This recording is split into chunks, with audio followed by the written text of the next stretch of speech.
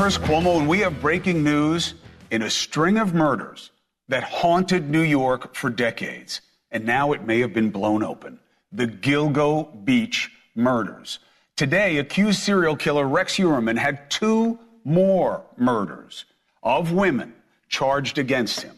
Both were discovered dismembered just a few miles from where I live with my family. That makes 6 alleged killings against Heuermann. And now, 2 big questions loom. What did they find in Heuermann's house that led to these new charges? And could this be the man who's responsible not just for these murders, but more than a dozen unsolved cases of bodies dumped along a specific stretch of beach there on Long Island, Gilgo Beach, that have become the stuff of ghoulish local legend for decades? Let's get right to the courthouse for what police found that may be a literal roadmap to one of the country's most notorious unsolved killing sprees. NewsNation senior correspondent Laura Ingle was in the courtroom. Give us the skinny. Hey, Chris. Well, this was definitely a very dramatic day in this case, with more people that we've seen in the courthouse lined up to go inside and watch these developments unfold than we have seen before. And of course, with 2 new victims, that meant 2 new sets of family members that we have seen lined up. You mentioned the victims. We're talking about 20-year-old Jessica Taylor and Sandra Castilla. Taylor went missing in 2003, Castilla in 1993. So just by even knowing those 2 facts, this broadens out the investigation in that timeline that we have been talking about. 20-year-old Jessica Taylor was found dismembered in Manorville. She was lying on her back. Her headless body was missing her arms below her elbows. A tattoo she had on her torso had essentially been carved out, obliterated by a sharp object. This is according to the bail document revealed today. Her remains were found the same month her family reported her missing. Then we fast forward to 2011 when that huge search of Gilgo Beach along Ocean Parkway was taking place. That is when her skull and arms were later found near the victims of Gilgo Beach. Remember, the Gilgo 4 were among them, wrapped in burlap. This was a different story. These were body parts that were found.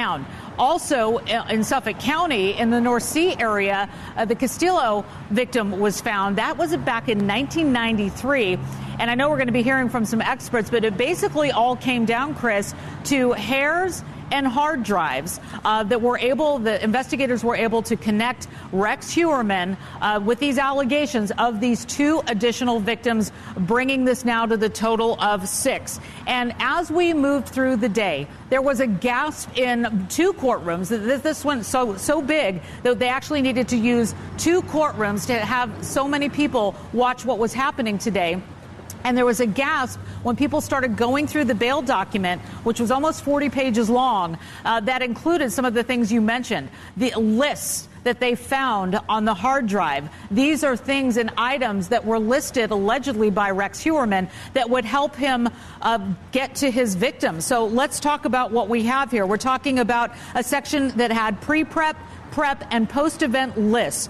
Another section about how to prep bodies, washing the body inside and all of the cavities before disposable, removing trace evidence, fingerprints, removing ID marks, tattoos, removing marks from torture. Then there was another section, how to dispose of a body, including a shopping list of tools and devices, clothes and personal items, how to deal with the props and the toys, the wood items, and things to remember: to hit a face or neck next time harder, to get more sleep so that it would give him more, quote, playtime. And here you see the list of what he had that he listed for things to dispose of: burn gloves, a box of plastic bags to avoid trace, things to remember, get more sleep, more playtime. That is so very disturbing.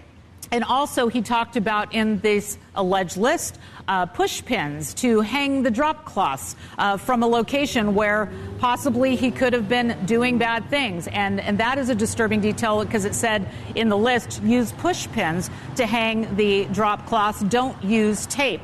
And remember, we showed you with our cameras, we were in front of his home, Rex Heuermann's home in Massapequa Park, where investigators for days just recently were going through and bringing out boxes and bags, large and small, mostly from the basement, from what we've been told.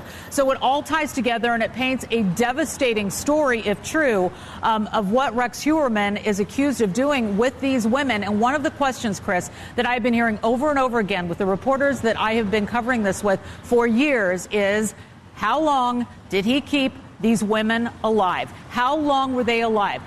All of these deaths happened when his wife, Asa Ellerup, was out of town.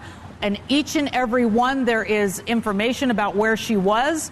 But how many trips did she take? That's another question people are asking today.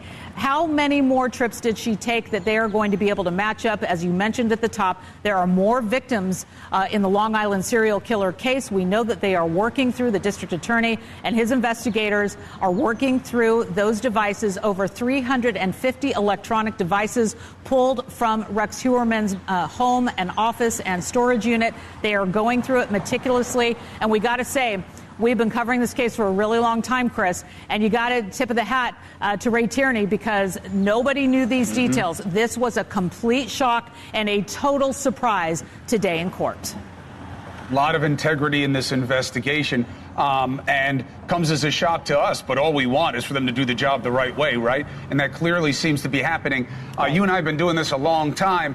I've never seen a blueprint of a serial killer's intentions and habits the way you just laid out there. And of course, there's so much to process, but I did see on the list photos, film. I wonder if they found any photographic evidence, or, they're looking for that.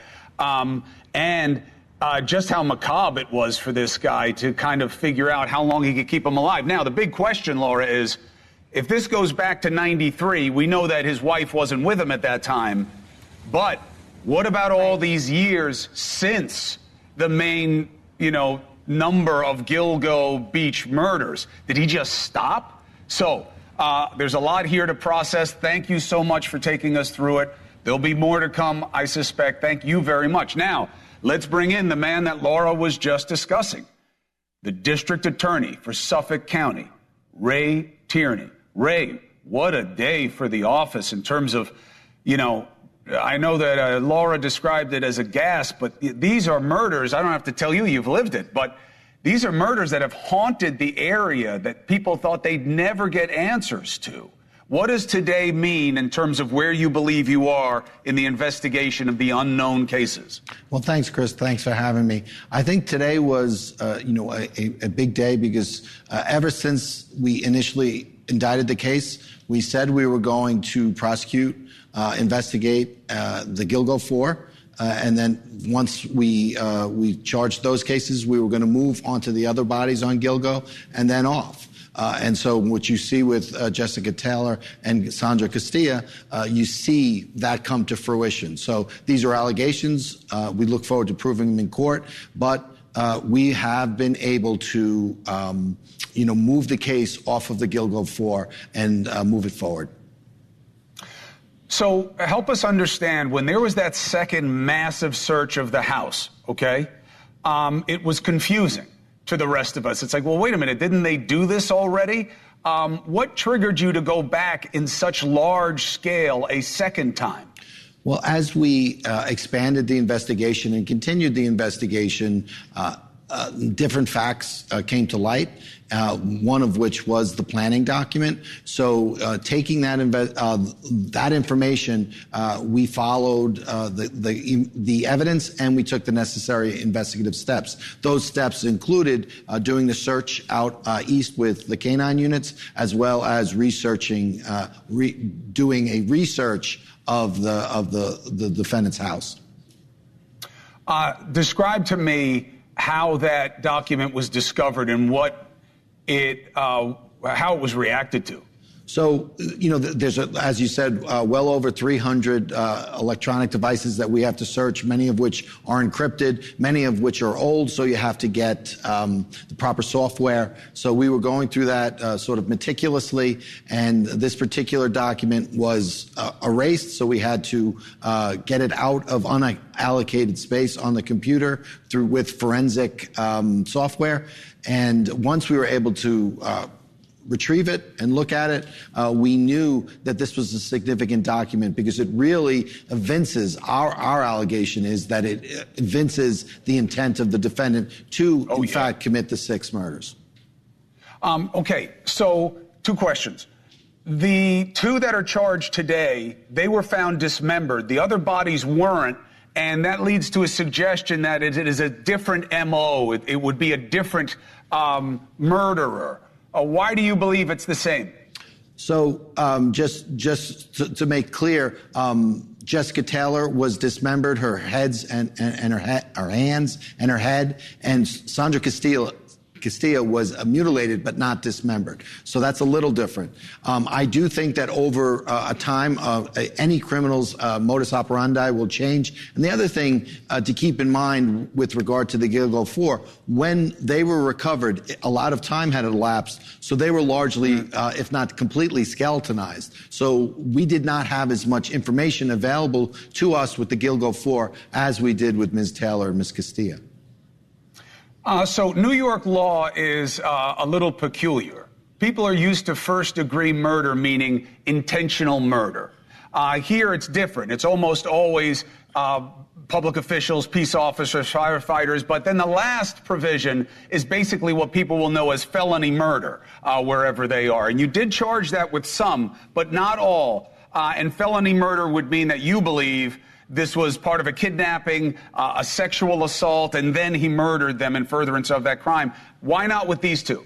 So what we were able to charge with the murder 1 statute is if you commit more than 1 murder within a given time, 18 months, you could charge it as a murder 1 as opposed to the standard murdered second. So we have murders in 1 murder in charged murder in 1993, 2003, 2007, and then we have the 3 murders in 2009 and 2 in 2010. So with regard to those last 3 murders, we were able to charge the murder 1 statute because it happened so close in time. And those are the murders of Melissa Barthelemy, Megan Waterman, and Amber Costello.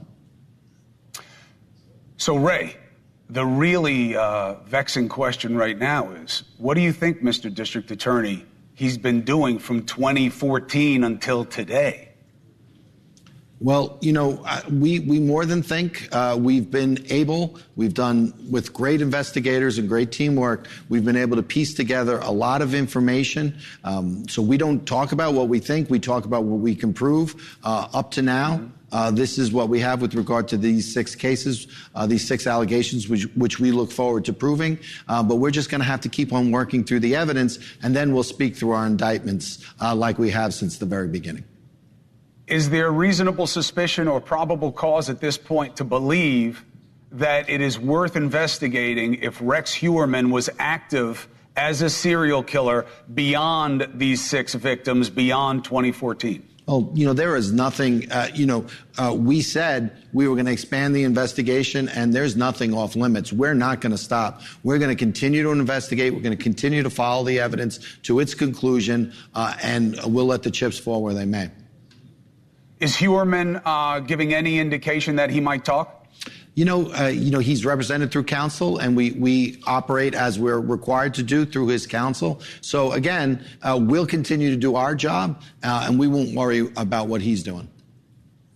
My understanding is that there is no further involvement of the wife at this point in the investigation. Is that true?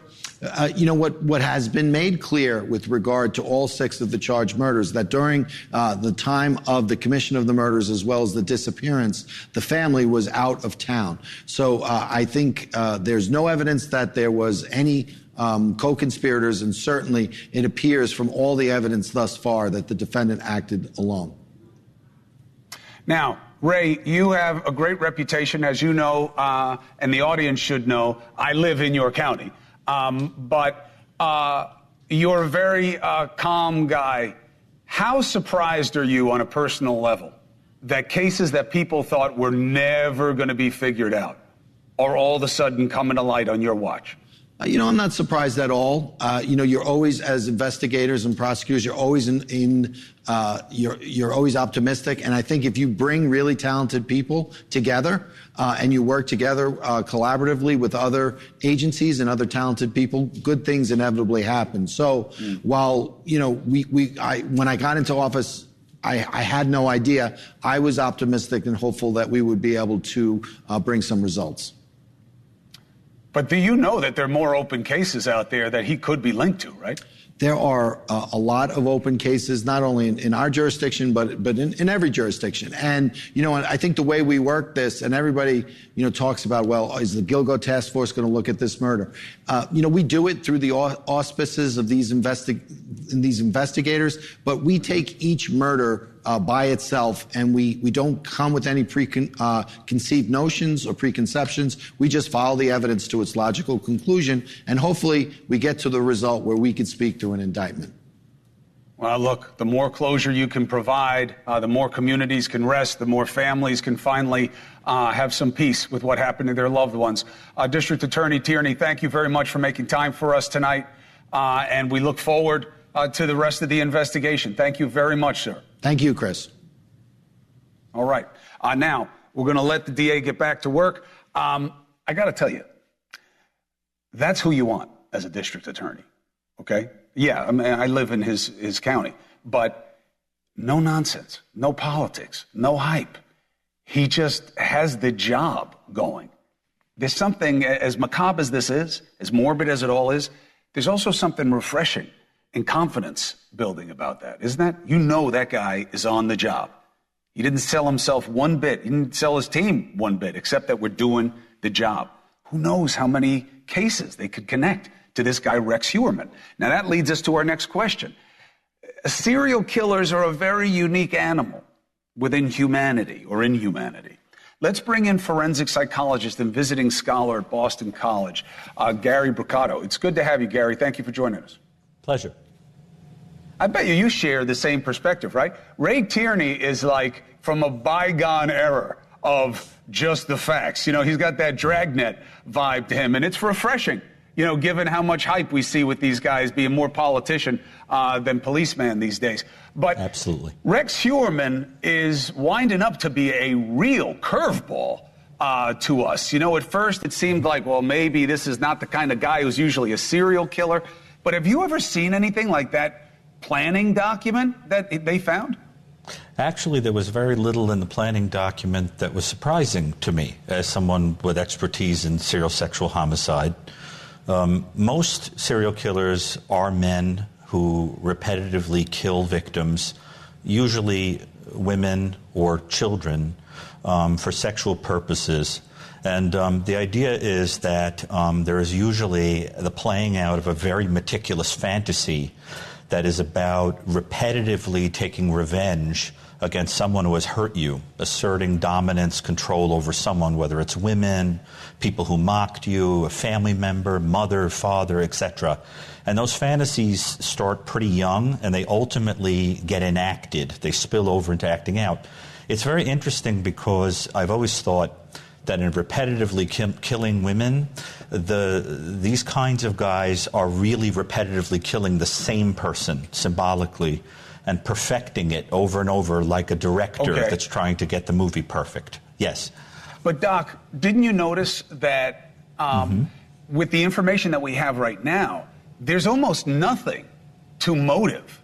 There's almost nothing emotional in it. It's all checklists that seem to be designed to allow him to do this as much as possible. Correct. I mean, it seems like it's more the architect in him than it is the monster in him that is making that document.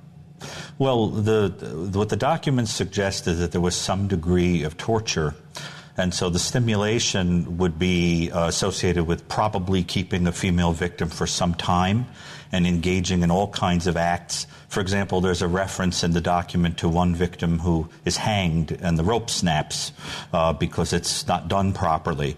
And there are references to toys and wooden objects and things, which implied to me that there was a process of torture that would have involved tools and instruments that were part of a fantasy that was being played out over and over again.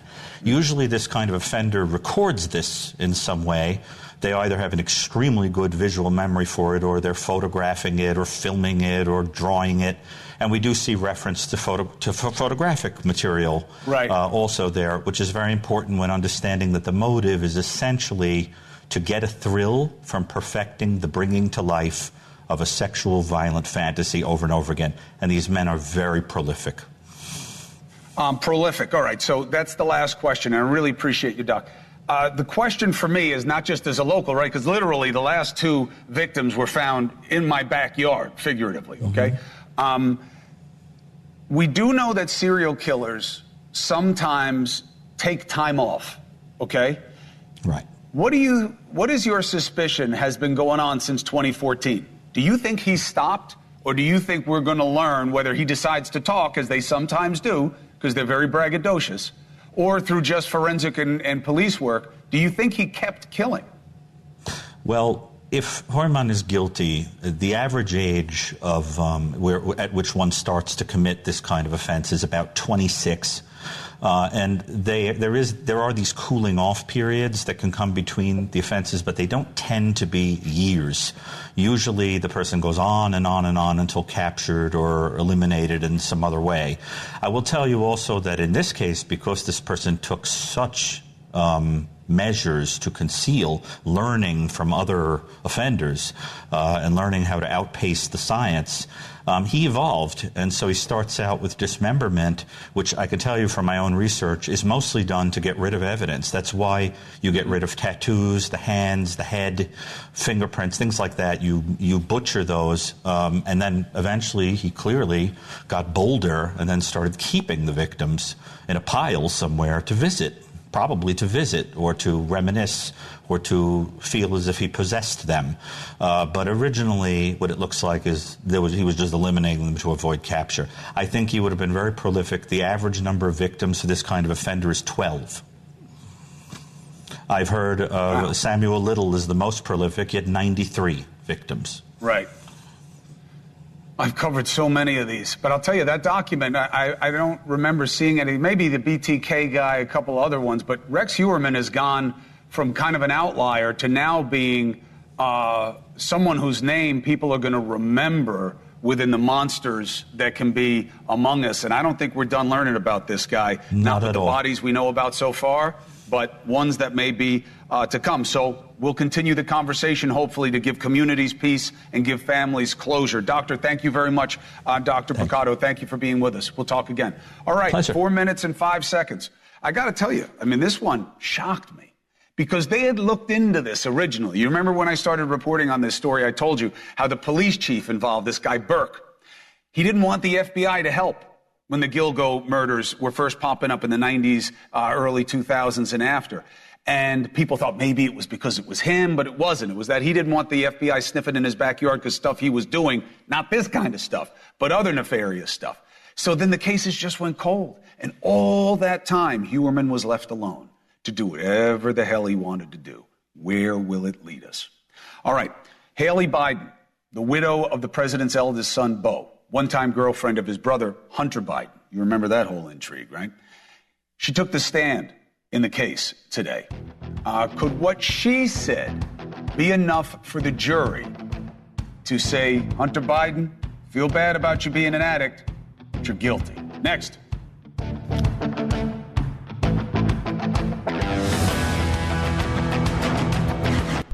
It's so interesting how my phone is blowing up about the Gilgo Beach situation. Nobody expected this guy Heuermann to have something like that document, to be this prolific. Amazing, shocking. Let's see where it leads. Of course, they have to make the case. But I got to tell you, I can tell you by reputation, Ray Tierney is not like what we're seeing at the federal level in these congressional investigations. The guy does not go off half-cocked. So if he says he has it, he has it. Now, the opposite end of the investigative reality is where we find ourselves in federal court with Hunter Biden. Look, just like I told you during the Trump trial, all right, this is not a case you're going to see if you change the guy's name. Now, did he do it? So far, the prosecution is making a very strong case that they may not usually bring a case like this, but they have a case to make. He's accused of lying on an ATF form when he said, yeah, give me the gun. I'm not abusing drugs. I'm not addicted to anything like that. So prosecutors called the widow of Hunter Biden's late brother, Beau Biden, who was a beautiful guy and would have been an amazing leader for us at the national level, Hallie. Hallie was also in an on-again, off-again relationship with Hunter after Beau's death. I mean, that's, not part of the story, but that's why she is part of the investigation. Hallie testified that Hunter, who was the person who introduced her to crack cocaine, and said that when she found the gun in his truck, she also saw remnants of drug and drug paraphernalia inside the vehicle. So, is that it? Let's bring in the attorney for Hunter Biden in a separate matter, Mark Geragos against Fox, and former New York City prosecutor Paul Callan. Hallie comes up, says, yeah, he was using drugs at the time that he applied for that gun and had the gun. Is that it? You coming to me, Chris, on that, or are you going to? Yeah, Paul. Okay. Paul. Paul. Yeah. Well, no, that's not it. You have to consider all of the evidence in the case, because they start with showing in the year 2018, when he signed this ATF form and allegedly lied on the form, he was a crack addict. He started out the year with a stripper he had met in a club in New York. They went to different places in New York over the course of the year. Went out to the Chateau Marmont, the famous place where John Belushi died in Hollywood, where she said Hunter used to make his own crack cocaine because he didn't trust his dealers. Then he moves back to New York and moves back to the Washington area. And he fills out this form eventually in Delaware. He goes in to buy a gun and says he's not an addict at the time he fills out the form. Well, 2 days after that, prosecutor introduces text messages showing that he's admitting that he was using crack with Beau's widow. And his wife, his ex-wife, also says that he was a crack addict. Now, this is a Yale-educated lawyer. He's not a dumb guy. And when he answers the question on the form, are you an addict, or are you using illegal drugs or a controlled substance? That's obviously a yes answer to that. I think a rather Yale-educated lawyer would know that he's a drug addict. He says no to that. That is a federal crime punishable by 5 years in prison. All right, Paul, just one thing. I totally get it. Most people will. You don't have to be a lawyer or Yale-educated to get it. But you know better than to just put someone who's suffering with extreme addiction to just make it all about their brain, Paul. You know it isn't. You know that their brain is completely warped when they're that deep into the disease and drugs. And Mark, that takes me to you, which is how much potential is there for the defense to make a case to what seems like somewhat of a sympathetic audience? One of my producers was telling me that one of the jurors seemed emotionally worked up today. That, listen, he's a smart guy, but not when he's on crack, and he does not think he had as a problem at that time when he's filling out the form. How likely?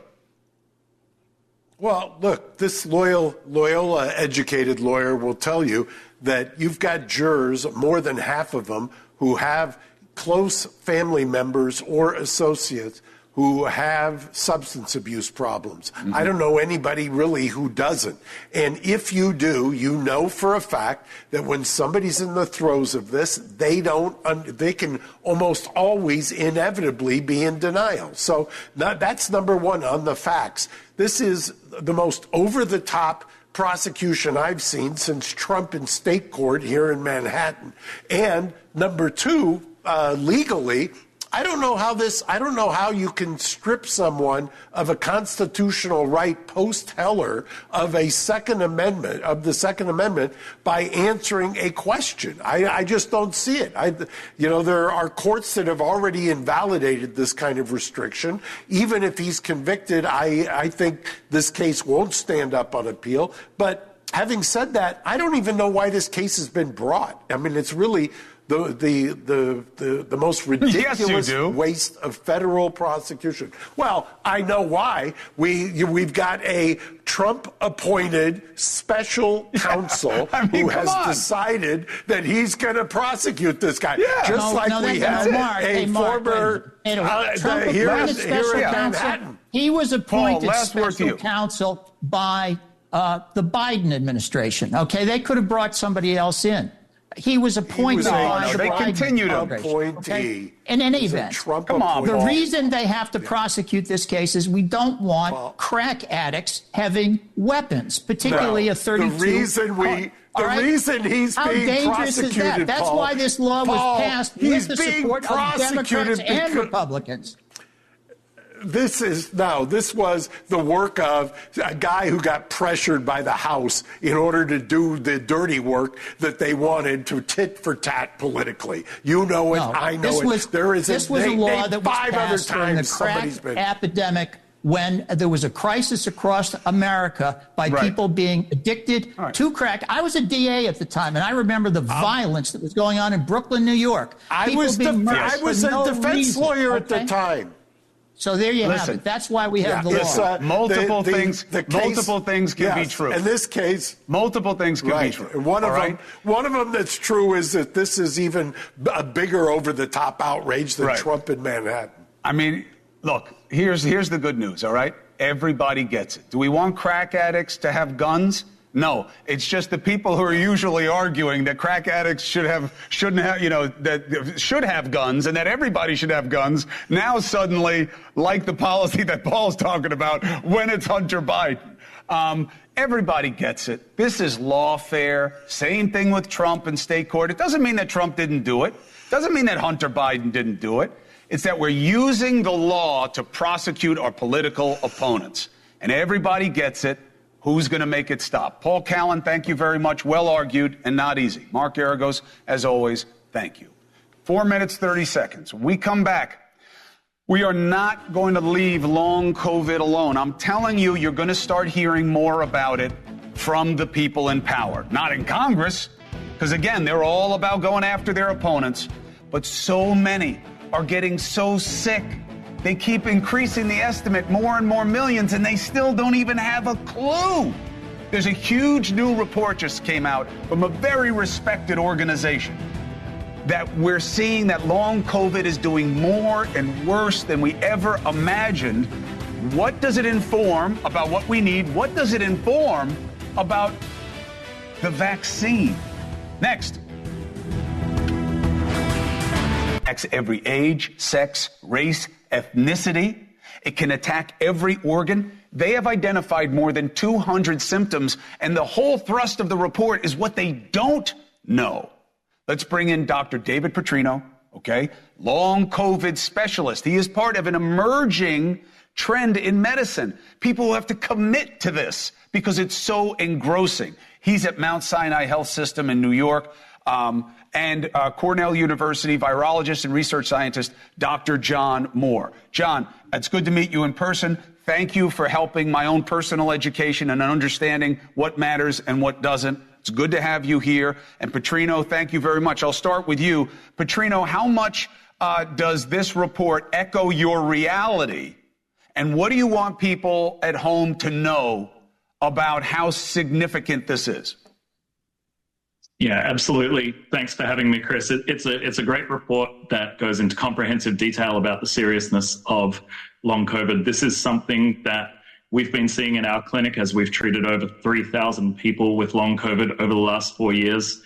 And what we see is an illness that destroys lives. We see people who were fully functioning in their former life completely taken out, unable to work, unable to provide for their family, unable to be a friend or a family member like the way that they used to. And we really don't have much in the way of treatments. We can manage symptoms and we can provide strategies to help people maybe get a little bit of function back, but we have no actionable treatments right now. And frankly, this report, while great, should have been released years ago because we knew all of this information, in 2021, 2022. Now, a lot of people are blowing up my phone right now, John, and they're listening to Petrino and they're saying, no. There's no long COVID. There's only long vax. This is all the vaccine that's doing this. Spike protein from the vaccine. What do we understand about the vaccine at this point? And what does it mean in terms of what long COVID is and isn't to you, Mr. Moore? Well, the simple fact is, as the report does detail, although not in great length, that vaccinated people, when they get infected, are less likely to develop long COVID and their symptoms are milder. So the COVID vaccines actually protect against the worst aspects of long COVID, at least in a significant number of people. It's not absolute protection, but the statistical significance is clearly there. So vaccination is beneficial. And long vax is just another of those myths that all too many people believe in. There is no such thing as long vax. Dr. Your Petrino. own symptoms. Go ahead, John. Your own symptoms started in 2020, as I understand it, Chris. That was a year before the vaccines became available. Now, what does that say? Yeah, listen, I mean, more than one true thing can be true at a time, right? Again, it's just a matter of fact, Dr. Petrino, just to bring you up to speed on me, I have long COVID. I had my symptoms. They never went away from having COVID. You know, they were just like little dips, ebb and trough of ever since. And then I got vaccinated. I don't know if that could have exacerbated it. What are you seeing in your practice in terms of people who are vaccinated? Does that help or hurt? Yeah, I would say that we want to follow the data here, and I think one of the best sources of the data was from Ziad Al-Ali, who was one of the authors of this paper for the National Academy of Science, showing that, as Dr. Moore mentioned, vaccination does reduce the severity of your acute SARS-CoV-2 infection and therefore leads to a reduced risk of long COVID. However, my colleagues, Akiko Iwasaki and Harlan Grumholz, have joined me in writing a piece about vaccine injury, which was recently published in the American Journal of Science, showing that it is, in fact, a phenomenon that we need to be studying. Side effects do happen from things like vaccination, and we cannot completely dismiss the lived experience of thousands of people who are saying that they started to develop symptoms after vaccination. So this is something that we are actively engaging in research with right now. We still maintain that infection prevention through vaccines is a good thing. We still maintain that vaccinations net save lives, but we should not forget that people are having adverse effects, and we should be studying it. Well said. And Petrino, you were invited here with your co-authors or alone if you want to present the findings of your paper so people can understand it, because I believe that they're vaccine injuries. But, Petrino said something, John, I want to get your take on as a researcher. It seems like we don't care enough about these questions, not you, but that the government, and when I'm watching the congressional subcommittee hearing, they're not talking about this. They're just trying to send Tony Fauci to jail. How much of what we don't know, John Moore, do you believe is because we're not looking at the government level? I don't work on this myself, but I'm very well aware that there's a large number of NIH-funded consortia that have started to work on long COVID a couple of years ago. I mean, as soon as it became recognized as a medical reality, the research community started to work on it and got more and more funding over time. But many medical conditions are not easily sorted out. There are many mysteries about long COVID, and there may not be a single cause. So you can throw money at a problem, and it's necessary to throw money at a problem, but it doesn't guarantee you a rapid solution to a true medical mystery.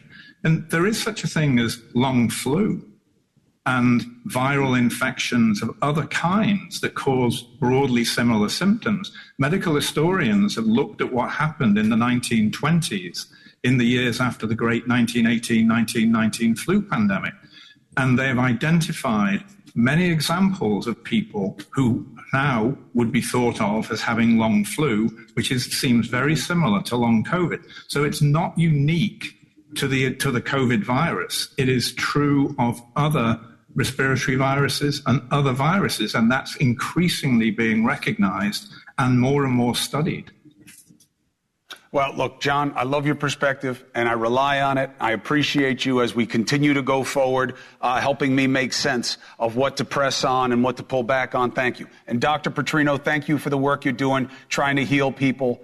And you are a call away from wanting to come on here to discuss what you're seeing and what people need to know. Thank you for what you're doing. John Moore, thank you as always. I'll be in touch soon. Thank you. You're welcome. 3 minutes, 45 seconds. All right, as you know, we're celebrating an anniversary today, D-Day, right? What are the lessons? What matters? My take.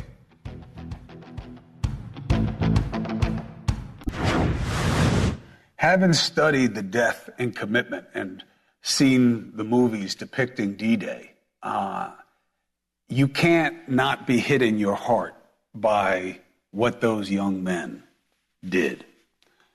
I have 3 takeaways. The first one is that forget about D-Day and all this conspiracy talk about what it means. It meant nothing. Eisenhower made this clear through his assistant. It was just the depart day. That's what D-Day is. There were several of them. This was just the most impressive. The lessons are, we often think about this as being about us. It isn't. There were 6, 7, 8, 9 countries involved. We need our friends. We would not have won without our friends. Our friends were as much of the victory in World War II as we were, if not more. There's a lot to that story. What are we doing now in terms of allies? The idea that we want to stay out of it. All of you just take care of your own thing. We've done enough. All of these wars, they cost forever. It's not that simple. I've watched way too many men and women of ours, what we call blood and treasure these days, be wasted in places, be committed in other places, be sacrificed. It's not as simple as we can just stay out of it. What would have happened if that was our attitude then? The last thing is, I talked to somebody who lived through this morning, a friend of mine, and he said he remembers the sense of the folks back home, even though he was a young man at the time, of their love and respect for the commitment of others who were over there. That's the part of D-Day that we need to never forget. One, that the world is a scary place and war is always right around the corner and there will be blood. The second is, we got to love the commitment of one another. That is what being united is all about, and I hope today reminds you of that. We'll be right back. What are you doing Saturday night? NewsNation has a great film for you. Reagan, Portrait of a Presidency. The parallels to today, uncanny. Cold War with Russia, space race, economic crisis. Just as important, a portrait of a leader that rallied the right in a very different way from what we're seeing today. Reagan, Portrait of a Presidency premieres this Saturday, June 8 at 9 p. Eastern. Fascinating film. I hope you check it out. All right, Dan Abrams, right now. Mentioned Chris.